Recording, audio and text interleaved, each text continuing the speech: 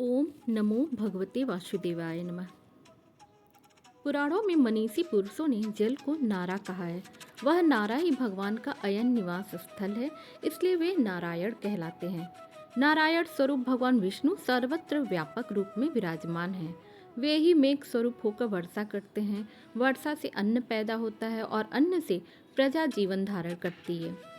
श्री विष्णु देवसैनी एकादशी से योग निद्रा में चले जाते हैं और भाद्रपद शुक्ल पक्ष की एकादशी के दिन वे अपनी करवट बदलते हैं। इस एकादशी को पद्मा, परिवर्तनी, वामन एकादशी या डोल ग्यारस के नाम से भी जाना जाता है। मान्यता है कि इस दिन भगवान विष्णु करवट बदलने के समय प्रसन्न मुद्रा में रहते हैं। इस अवधि में भक्ति भाव और विनय पूर्वक उनसे जो कुछ भी मांगा जाता है वे अवश्य प्रदान करते हैं। यह भी माना जाता है कि इस दिन माता यशोदा ने जलाशय पे जाकर श्री कृष्ण के वस्त्र धोए थे।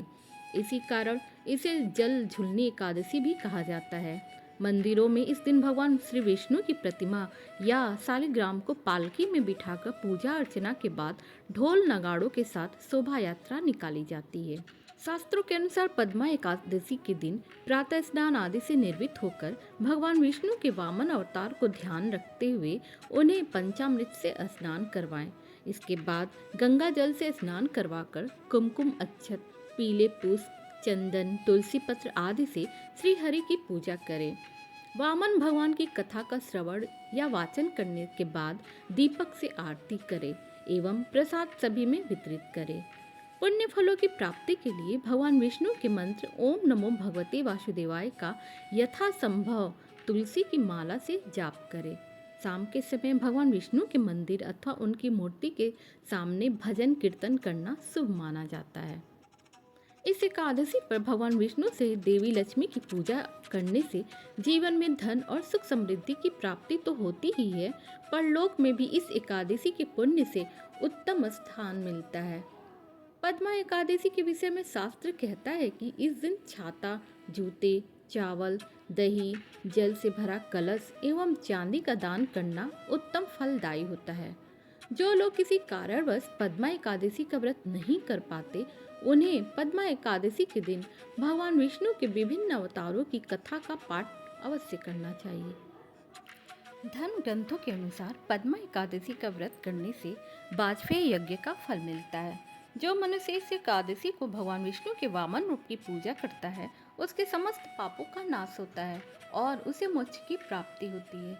इसके साथ ही भगवान विष्णु की कृपा से जीवन में सुख, शांति और समृद्धि आती है। इस व्रत को करने से मनोकामनाएं तो पूरी होती ही हैं, जीवन में सकारात्मक ऊर्जा का संचार होता है। एकादशी व्रत कथा। शास्त्रों के अनुसार महादानी राजा बलि ने अपने पराक्रम से तीनों लोकों पर अपना अधिकार कर लिया था, लेकिन वह अपने द्वार पर आए किसी भी याचक को कभी भी निराश नहीं करते थे। एक बार भगवान विष्णु ने राजा बलि की परीक्षा ली। वामन रूप में भगवान विष्णु ने राजा बलि से 3 पग भूमि देने का वचन मांग लिया। भगवान विष्णु ने 2 पग में समस्त लोकों को नाप लिया। जब तीसरे पग के लिए कुछ नहीं बचा तो राजा बलि ने अपना वचन पूरा करने के लिए अपना सिर वामन ब्राह्मण के पैर के नीचे रख दिया। भगवान राजा बलि की इस भावना से बेहद प्रसन्न हुए और उन्हें पाताल लोक का राजा बना दिया।